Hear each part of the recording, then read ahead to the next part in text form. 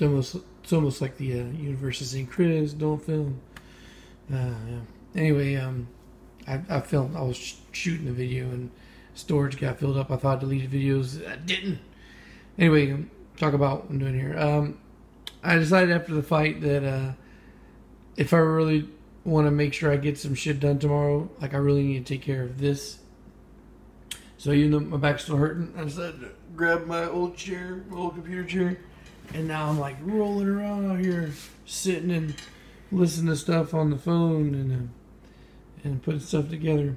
All right, so what happened is I decided to come out here and gap the rings because I've been saying that's the biggest thing, last biggest thing that I need to do, and it's true.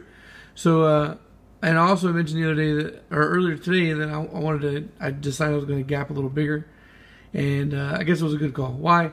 I'll tell you in a second. So I went to go. I put the gaps at 20,000 of an inch on the top ring, and when I went to go check the secondary ring, the gap was already pretty big. It's actually right where it needs to be at.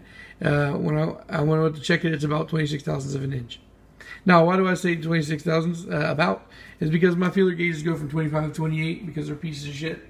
But 28, of course, is way too big to fit in the gap, and 25 drags just a little bit. So I figured 26 thousandths of an inch is a good call, which is a little bit looser than what I would expect by about thousandths of an inch. But the good thing is that being that size, at least I know that I was in the right ballpark of thought when I decided to gap the top rings a little bigger than what I had originally thought I was going to do.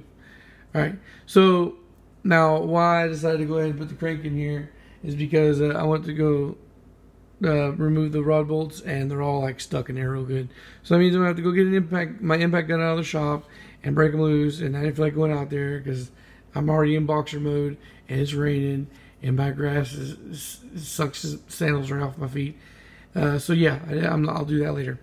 I was gonna gap and ring the pistons and then call it a day. I don't want to ring the pistons and still need to get this off because once I clock them, I don't want to have to disturb them too much again because I don't have to reclock them.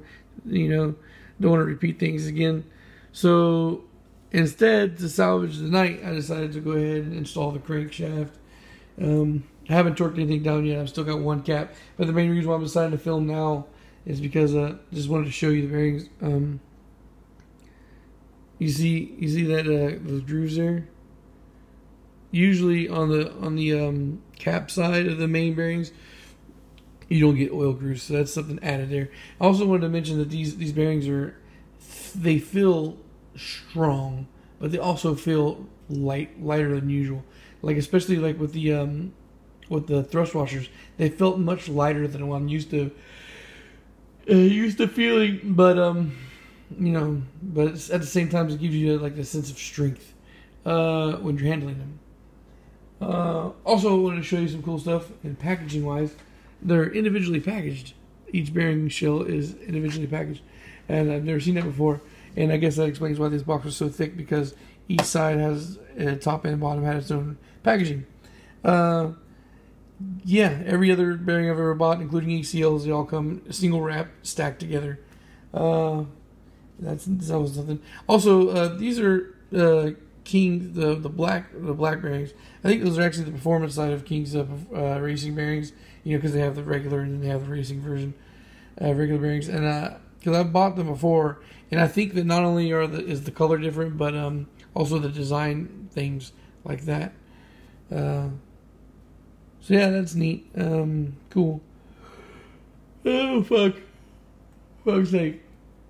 All right, so I haven't actually torqued anything down, and I guess I will do that. But yeah, I guess I haven't shown any. Well, I'm lying. I'm showing all kinds of engine stuff. Actually, I was showing that and this block again. I've hoarded out this block on camera already. But whatever.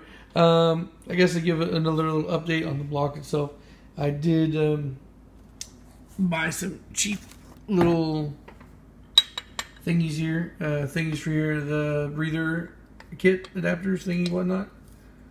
They're on here pretty strong. I tried to pull them out, but I'm gonna have to get a cheater bar to do that. I'll do that tomorrow.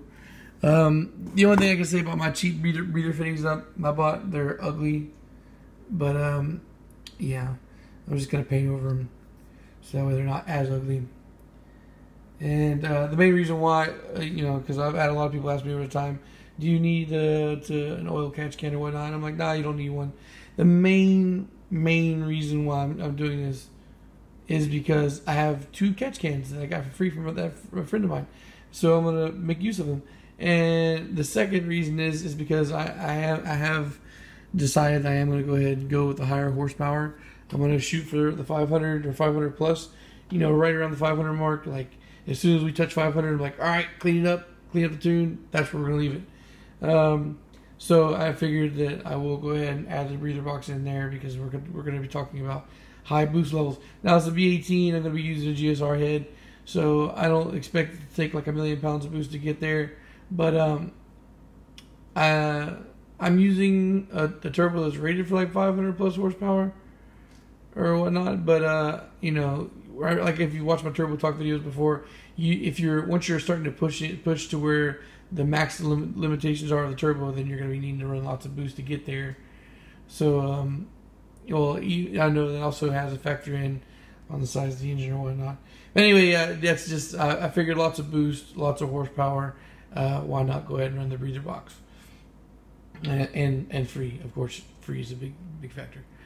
All right, so I showed you all some engine stuff for tonight. Yeah, so that's it.